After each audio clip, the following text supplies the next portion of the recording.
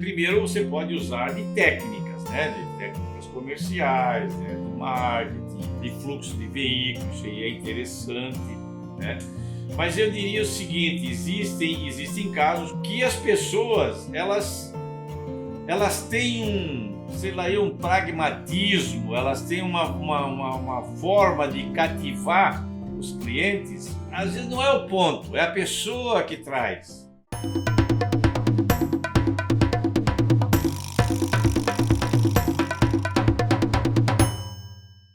Olá, bem-vindos a mais uma Eureka na Mesa. Meu nome é Thaís. Olá, meu nome é Valmor. E na Eureka na Mesa de hoje, a gente vai falar como encontrar o ponto para o seu negócio. Então, Valmor, qual que é a primeira coisa que a pessoa precisa avaliar para escolher um ponto para estabelecer o negócio dela? Não é fácil. Eu diria, Thaís, que para escolher um ponto tem diversos fatores. Como nós estamos pegando um empreendedorismo, digamos, para iniciantes, né, também, então existem muitos casos que nós temos que fugir da regra, né? Por exemplo, a regra do que diz o marketing, do que diz as estratégias e assim por diante, e ir para as condições que a pessoa tem para montar um negócio. Então, muitos casos, eles devem ser começados no lugar onde a pessoa, sei lá, na casa dele, tem um espaço, uma coisa assim, né? E às vezes mesmo com algumas adversidades, né? Como nós temos um caso até que está, para quem entra lá no Instagram nosso, uma das primeiras entrevistas lá com o Julian, né? O Julian é um caso excepcional. Ele tem um ponto, o estabelecimento dele é na casa dele e é numa rua sem pavimentação, num bairro, eu diria que de classe média baixa, e uma rua sem saída. Ou seja, a saída dela é fazer a volta, pegar a rua seguinte e sair, ou então voltar pela mesma rua. Então, ele tem, se nós olharmos do ponto de vista da estratégia de onde montar um negócio, ele está totalmente fora do foco, certo? É uma rua sem trânsito e tal. Mas, pela forma que ele montou, ele não tinha assim grandes necessidades de deslanchar o negócio assim rapidamente. Ele começou junto com o pai dele e tal. Então, aquilo, o que acontece? Eles foram puxando clientes para lá. Eles foram puxando. Tá? Então, isso é uma exceção. Até, na verdade, esse comentário era para eu fazer no final. Mas, como você fez a pergunta, eu já coloco como uma coisa extraordinária. Agora, vamos partir do ponto de vista prático, né? Do ponto de vista, digamos, do lado comercial, do lado estratégico, de marketing e assim por diante. Então, pela minha experiência, primeiro, não pegar uma avenida de fluxo muito rápido e de dificuldade de estacionamento. Isso aí tem que descartar. Mesmo, porque tem lá... Se você pegar um ponto que tenha o estacionamento próprio, uma facilidade, aí, sei lá, para 8, 10, 15 carros, né?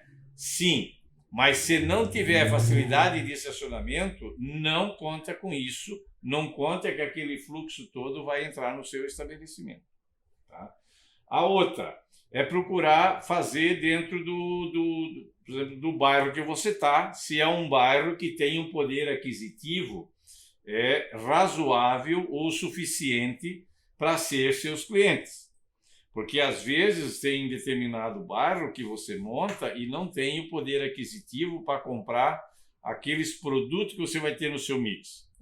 Mas o caso do frango, por exemplo, quem começa só com frango, eu diria até que em qualquer bairro que começar, mesmo que seja um bairro, digamos, meio mais na linha de operários, né? De trabalhadores, de indústrias e tal, eu diria que ele teria sucesso. Eu diria que ele tem grande chance de ter sucesso se é um bairro povoado. ele tem grande chance de ter sucesso. Porém, ele vai ter altos e baixos durante o mês. Então, na semana do pagamento, ele vai ter vendas boas, na semana seguinte vai mais ou menos e vai caindo. Existem algumas cidades ou algumas empresas que têm o hábito de, no dia 20, dar o vale, um adiantamento. Então, no adiantamento também aumenta, né? Então, todos esses detalhes têm que ser analisados, tá? Aí, uma outra coisa, sempre prestar atenção na acessibilidade. Por quê? A acessibilidade é a facilidade do cliente chegar no negócio, tá? Porque se o cliente tem dificuldade, você está numa avenida dupla, por exemplo, aí a rua, o lado que você está é o lado que vai para o centro, digamos. Quando a pessoa vai para o centro, ela não compra comida para levar para casa. Tá? Então, vamos supor que é o lado que vai para o centro. Daí ela vai para casa, ela vai estacionar do outro lado, mesmo que tenha estacionamento fácil. Só que ela tem aquela dificuldade de atravessar a rua, parar, atravessar o canteiro do meio e tal, mesmo que seja uma pracinha, bonitinho, mas ela vai ter aquela dificuldade. E quando você dificulta, o que o cliente faz?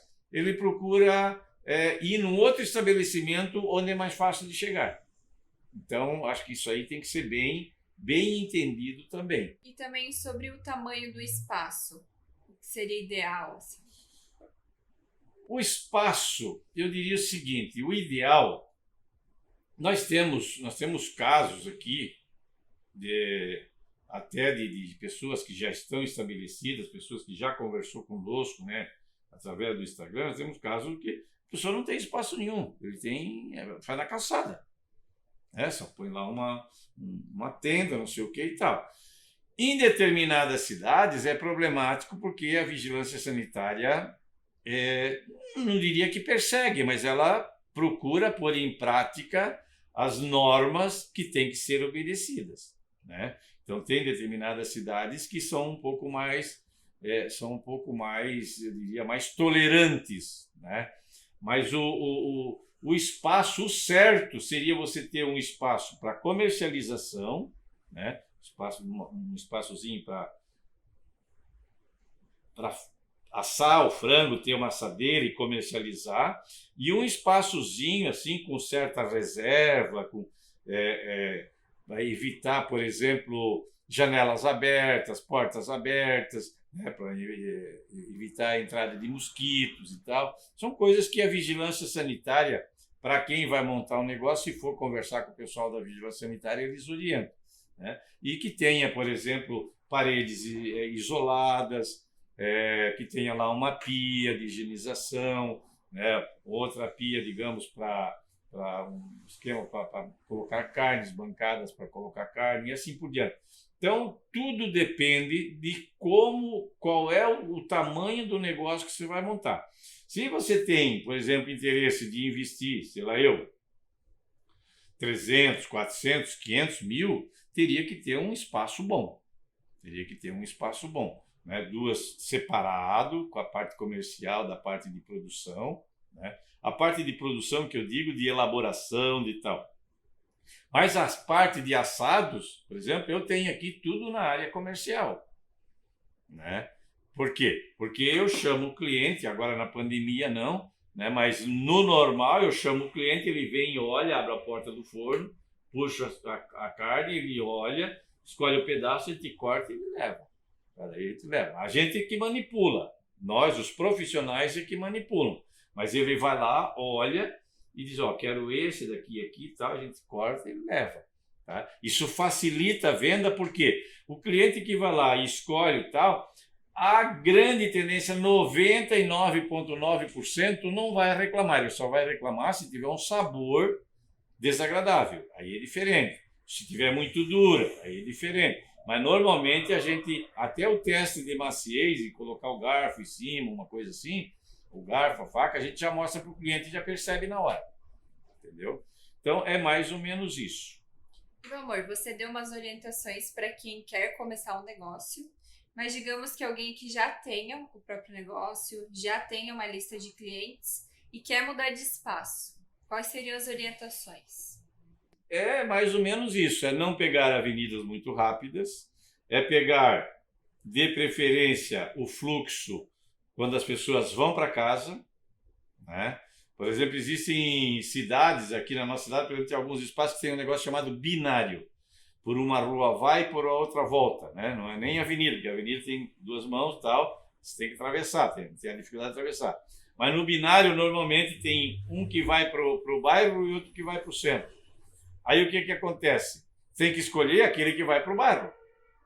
Porque naquele que vai para o centro, qual é a tendência? As pessoas que vão para o centro não compram coisa para levar para casa.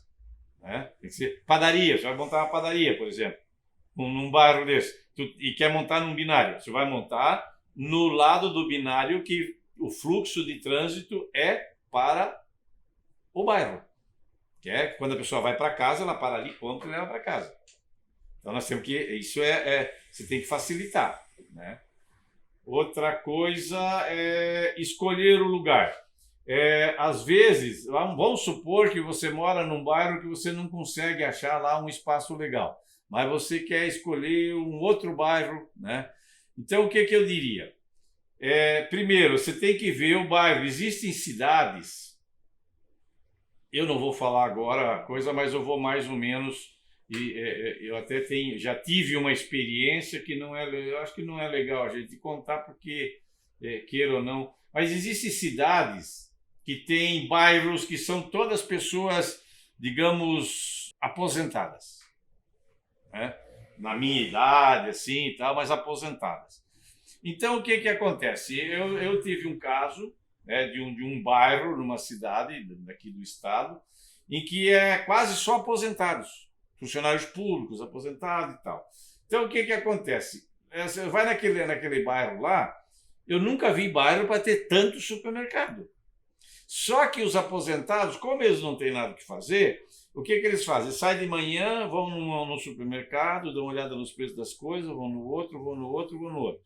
Vão 3, 4, 5 supermercados. Aí depois eles voltam e vão comprando aqueles produtos que estão mais barato em cada um dos supermercados. Certo? Então, esse tipo de cliente não é o cliente da casa de assados. Porque é o cliente que a vovó faz a comida, entendeu? Ela faz questão de fazer, porque o neto vem lá, tal.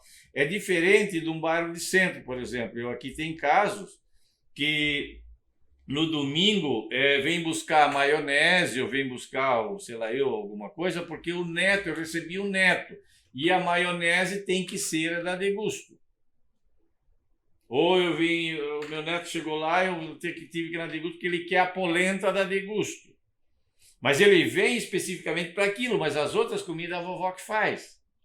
Entendeu? É claro que eu tenho pessoas de idade, né? Até pelo tempo que nós temos, nós já estamos na terceira geração, eu tenho pessoas de idade que são nossos clientes, eu diria que quase semanais, né? Clientes assim, bem assíduos, né? Mas não é via de regra, se você pega uma cidade, uma capital, por exemplo, onde tem muito funcionário público, um bairro onde os funcionários públicos, boa parte, às vezes acontece que um bairro é tudo aposentado, boas pessoas aposentadas, mesmo que seja de alta renda, tá? Ele não é um comprador, ele é um comprador potencial pela capacidade de compra, pelo salário que ele tem, mas ele não é um comprador potencial pelo hábito de consumo. Entendeu? Então, o que eu diria? Quer escolher um bairro, por exemplo? Escolhe o bairro onde estão construindo mais casas. Dá uma olhada na cidade e vê qual é o bairro, às vezes um loteamento novo, uma coisa que estão construindo um monte de casas, sobrados, casas bonitas e tal. Esse é o cliente potencial para o nosso negócio. Tá? Esse é o cliente potencial. É o cliente potencial para você abrir uma panificadora boa. Tá? Por quê? Porque esses são gente jovens. Os jovens, eles, na dinâmica do dia a dia deles, eles não têm tempo de fazer comida. E muito menos no final de semana. Então, durante a semana, eles comem no centro, comem na empresa, que a empresa proporciona também, a grande maioria das empresas tem algum tipo de né, de restaurante, ou alguém serve para eles lá dentro, ou dão o ticket e come no restaurante próximo, né? Principalmente para quem trabalha no comércio, no centro, nos escritórios do centro da cidade, isso tem aqueles buffets, barzinhos e tal, que já faz os esquemas, às vezes até mensal, né? Mas, no caso de assados, então, acho que você teria que pegar um bairro que está crescendo, um bairro novo. Um bairro novo. E nesse bairro novo são pessoas novas e altamente consumidores. A gente já falou do perfil de quem está começando o negócio, quem quer mudar, né, o local do negócio. E agora pensando também em pessoas que o negócio tenha entrega. Teria alguma diferença, né, nisso de avaliar o local para escolher? Eu acho que não. Se ele trabalhar só com delivery, ele pode ter um galpãozinho fora, tal, só que é claro, ele vai ter uma barreira que é o que se chama de logística, certo? Por exemplo, você está num bairro e o teu cliente potencial é no bairro do outro lado da cidade. Você vai ter problemas de atraso de entrega. Você vai ter aumento do custo de entrega. Então, esse custo de entrega, o que é? É financeiro, né, por causa do combustível, mesmo que seja de moto e tal, e é o tempo que as pessoas também, se tem um negócio que as pessoas dão valor, é o tempo. Tá? O tempo é um negócio que você não tem como substituir, né? Então, futuramente, nós até vamos conversar sobre isso, vamos procurar fazer um momento que nem esse, né, dedicado só ao tempo. Então, isso aí é muito importante você verificar. Então, ao invés, por exemplo, se você tem, eu tenho por exemplo, eu tinha uma vez uma consultoria que eu fiz, uma pessoa que ia montar uma pizzaria. Mas a pizza que ele ia fazer é uma pizza customizada e tal, na forma de delivery. Tá? E ela era para classe média alta.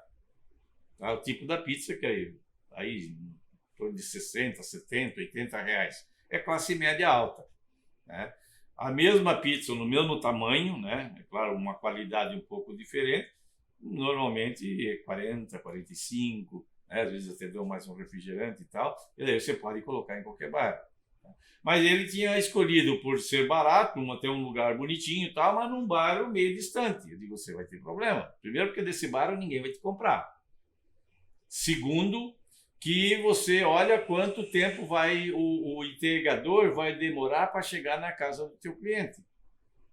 Tá? Então, se você já tem uma demora na montagem, no preparo, tá? E embalagem e tal, para fazer isso, que às vezes, no normal, é entre 30 minutos e 1 hora, 40 minutos em média. Né? Isso é o normal que acontece no delivery da noite. Né? Então, se você já tem esse tempo aí, tá, para fazer essa entrega, esse preparo, essa montagem e tal, aí você tem mais 15 minutos de trânsito, mesmo que seja no momento em que não tenha muito trânsito, mas tem mais 15 minutos de trânsito, então você já aumenta em 15 minutos. Tá? Isso complica.